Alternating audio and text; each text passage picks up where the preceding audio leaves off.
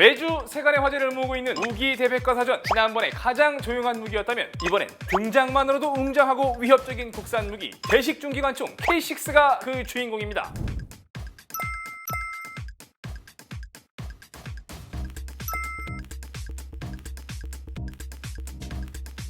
육군은 전방 진지와 기계화 장비, 차량 탑재용으로 운용되고 K계열 전차와 자주포, 장갑차에 장착됩니다. 용도는 적 밀집 부대 제압용. 두두두두두 이 소리만 나도 다 항복할 것 같죠. 육군뿐 아니라 해군에서도 애정 중인 K6. 구축함과 초계함, 중대형 함정, 고속정에 장착해 정박시 침해자 격퇴, 해적들의 소형 성박을 상대하는 화력입니다. 또한 공군에서도 기지방어를 위한 헌병 K200 장갑차에 거치해 항공진지 등 방어하기 위해 사용됩니다. K6 사격 시 반동의 충격은 무려 1톤. 하지만 완충 장치대를 사용하면 200kg까지 충격 완화. 총열 교환 시간은 5초. 편의는 물론 파괴력까지 고루 갖춘 이템. 하지만 전 소리부터 무서워서 근처도 못 갈 것 같습니다.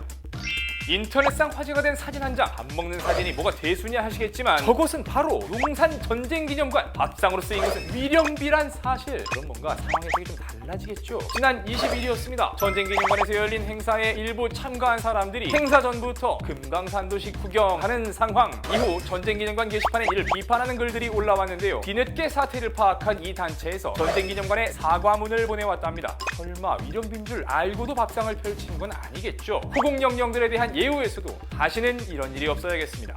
대한민국 임시정부 수립 100주년 기념 육군 창작 뮤지컬 신흥무관학교. 군복무 중인 스타들이 총출동해 시작부터 큰 화제를 모았는데요. 지창욱, 강하늘, 온유, 조건, 고은성, 김성규 등 연기력과 가창력을 모두 갖춘 스타들의 열연이 신흥무관학교의 절절한 감동을 더욱 배가시키고 있습니다. 1907년 일제강점기 당시 항일 독립전쟁에 선봉에 섰던 신흥무관학교. 일제에 항거하고 백성이 주인이 되는 나라를 건립하고자 했던 청년들의 이야기를 담은 뮤지컬입니다. 이미 서울은 물론 광주까지 전국 순회 공연 중인데요. 대한민국을 넘어 전 세계로 신흥무관학교의 뜨거운 정신이 널리 알려졌으면 좋겠네요. 달려 달려 달려 신흥학교로 신흥무관학교 화이팅!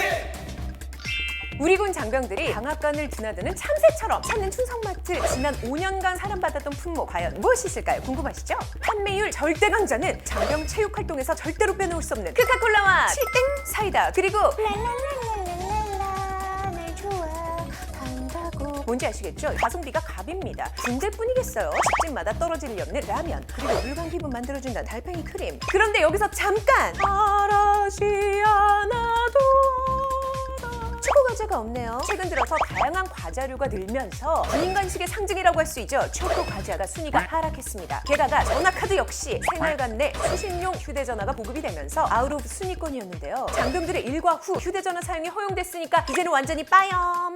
충성마트 판매율만 보더라도 장병들의 라이프 스타일이 보이는데요. 어머, 좀 더 자세히 보고 싶은데 여러분들은 저에 대해서 안 궁금하세요? 저 가슴 뛰어요.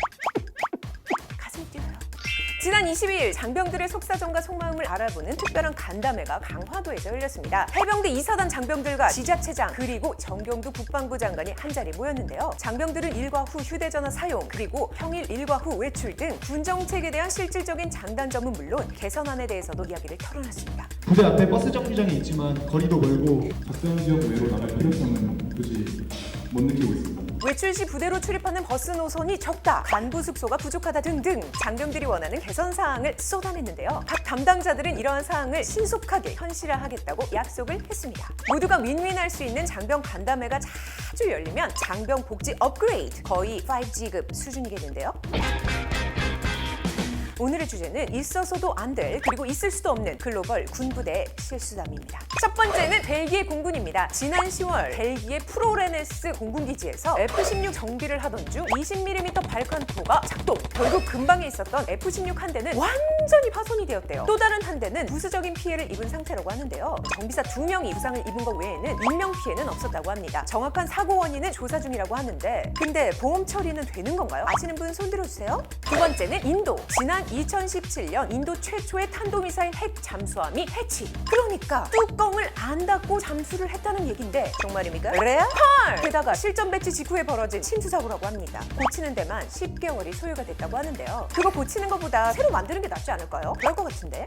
세 번째는 네덜란드. 지난 1월 네덜란드에서 F-16 전투기가 함대 비행 작전 중 지상 목표물을 사격했다고 하는데요. 그런데 그 총알이 F-16 전투기로 되돌아왔다고 합니다. 그게 말이 되나요? 내가 쏜 총알이 다시 나에게로 돌아왔대요. 헐! 전문가들은 저공 비행 시 각도가 20도보다 낮게 사격을 하면 총알이 튕겨올 수 있다고 했다던데 정말 세상에 이런 일이 다 있군요. 쫄깃쫄깃한 이야기들을 모아서 다음 주에 제가 다시 이 자리에 돌아올 수 있도록 여러분 좋아요, 구독은 기본이에요. 댓글도 굿모닝 인사이드 위주로 많이 플리즈.